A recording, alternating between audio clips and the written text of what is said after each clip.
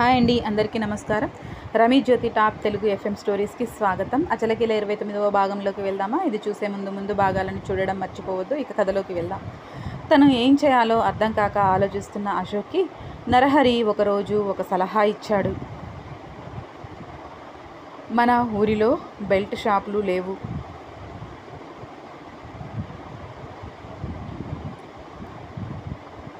మందు కోసం జనం పక్క ఊరికి వెళ్తున్నారు. నువ్వు వాళ్ళ దగ్గర నుండి తెచ్చి, ఎలాగో నీకు షాప్ ఉంది కాబట్టి షాప్లో పెట్టి అమ్మావనుకో, నీకు చాలా లాభం వస్తుంది. నీ భార్య కంటే ఎక్కువ నువ్వు సంపాదించవచ్చు అంటూ సలహా ఇచ్చాడు. ఆ సలహా చాలా బాగా నచ్చింది అశోక్కి. మరుసటి రోజు నుండే ఆ ప్రయత్నాలు మొదలుపెట్టాడు. కొంత కూడబెట్టిన డబ్బు ఉంటే అవి ఖర్చు చేయడం మొదలుపెట్టాడు. డబ్బులు ఏం చేస్తున్నావు అని అడిగింది అమల అశోక్ని. ఏంటి, నీకు అన్నీ చెప్పి చేయాలా అన్నాడు అశోక్. ఇద్దరం కష్టపడుతున్నాం. 3 ఆడపిల్లలు ఉన్నారు. అన్నీ గుర్తుంచుకుంటే బాగుంటుంది. మళ్ళీ ఏదైనా అప్పుల పాలు అయ్యే పనులు చేస్తావేమో అని నా భయం అంది అమల. ఇదిగో ఈ పొగరు తగ్గించే పనులు చేస్తున్నా. నేను ఏం చేసినా అప్పుల పాలు అవుతాం. నాకు ఏది చేత కాదు అనే నీ అభిప్రాయం. సంపాదిస్తున్నా అని నీ తలకు ఎక్కిన పొగరు అన్నిటినీ మార్చడానికి చేస్తున్నా. నీకు ఏది కూడా చెప్పాల్సిన అవసరం నాకు లేదు. నచ్చితే ఇంట్లో ఉండు, లేకపోతే బయటికి పో అన్నాడు అహంకారంతో అశోక్. ఆడది అని అలుసు. ఆమెకు తెలివి ఉంది అని ఒప్పుకోవడానికి అహం అడ్డుగా వస్తుంది. భార్యకు సహకరిస్తే వాళ్ళ జీవితం నందనవనం అవుతుంది. కానీ అలా ఎలా చేస్తాడు? పురుష అహంకారం. భార్య తెలివైనది అని నలుగురు మెచ్చుకుంటే, అమ్మో ఎంత చులకన, ఆయన అతన్ని అని ఏం లాభం? మనం ఉన్న సమాజం అలాంటిది కదా. ఒకరి బాగు చూసి ఓర్వలేని కుళ్ళిన సమాజం. ఆడదాన్ని నిత్యం అబలగా చూసే సమాజం. ఆ సమాజంలో ఉన్న అశోక్ మాత్రం కొత్తగా ఎలా ఆలోచిస్తాడు? అమల ఎంతో ప్రయత్నించింది అతనికి సర్ది చెప్పడానికి.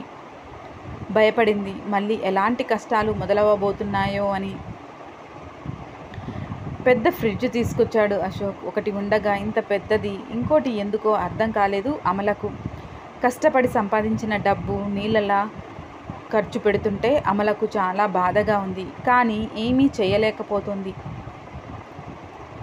అసలు డబ్బులు ఏం చేస్తున్నాడో, ఎందుకోసం ఖర్చు పెడుతున్నాడో ఎలా తెలుసుకోవాలో ఏమీ అర్థం కావడం లేదు అమలకు. ఇంట్లో దాచిన డబ్బులు మొత్తం అయిపోయాయి.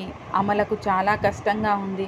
ఇంట్లో అన్ని పనులు చూసుకోవడం, షాప్ చూసుకోవడం నీరసించిపోతూ ఉంది. ఆ రోజు అమలకు తీవ్రమైన జ్వరం వచ్చింది. లేవడానికి కూడా తన వల్ల కాక అలాగే ఉండిపోయింది. అమల వండి పెడితే తినాలి అని చూసే కాంతమ్మ ఆ రోజు ఎదురు చూసి ఎన్ని మాటలు అంటున్నా అమల లేవకపోవడంతో తనే వండుకొని తిని కృష్ణయ్యకు కూడా పెట్టింది.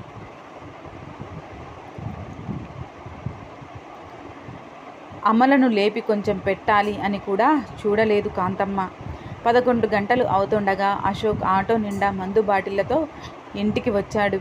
వస్తూనే అమల అంటూ అరుస్తూ ఉత్సాహంగా ఇంట్లోకి వచ్చాడు. భర్త పిలుపు విని చాలా కష్టంగా లేచి కూర్చుంది. ఉదయం నుండి లేవకుండా ఉండడంతో జుట్టంతా రేగిపోయి కనీసం స్నానం కూడా చేయకుండా ఉండడంతో లోపలకు వచ్చి అమలను చూసిన అశోక్ మొహం మారిపోయింది. చాలా కోపం వచ్చింది అశోక్కి. అసలు ఆమె ఎందుకు అలా ఉందో కూడా అడగకుండా చాలా కోపం చూపించాడు అశోక్. కావాలని చేస్తున్నావు కదా. ఈ రోజు నుండి షాప్ రూపు మార్చాలని నేను చూస్తున్నాను. నువ్వేమో కావాలని పడకేశావా? నీకు ఏమి చెప్పడం లేదని కక్ష కట్టావు కదా అని నోటికి వచ్చిందల్లా మాట్లాడుతూ ఉన్నాడు అశోక్.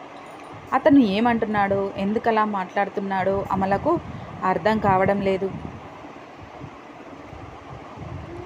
ఏమైంది? అసలు విషయం ఏంటో చెప్పకుండా ఏంటి మాటలు? నాకసలే ఒంట్లో అస్సలు బాగోలేదు అంది అమల.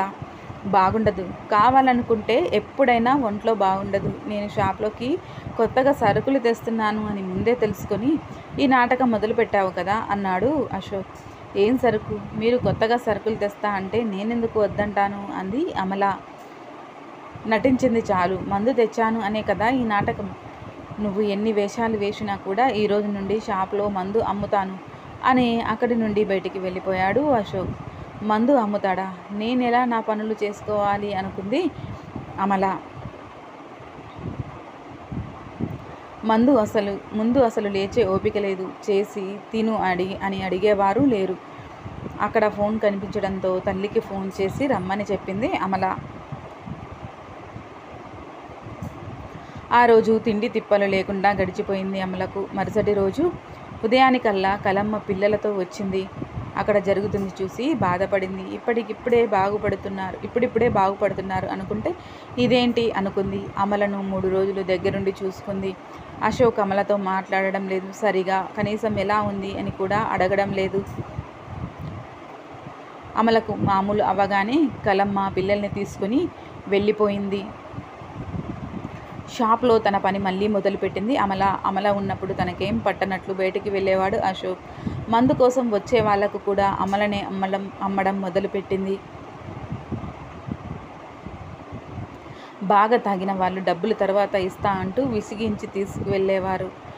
అసలే అది పల్లెటూరు కావడంతో వాళ్ళు డబ్బులు ఎగ్గొడతారని అమల ఇచ్చేది కాదు. అలా ఒకసారి నరహరి ఎంత బతిమిలాడినా కూడా అమల ససేమిరా ఇవ్వలేదు. అందరి ముందు అవమానంగా అనిపించింది నరహరికి.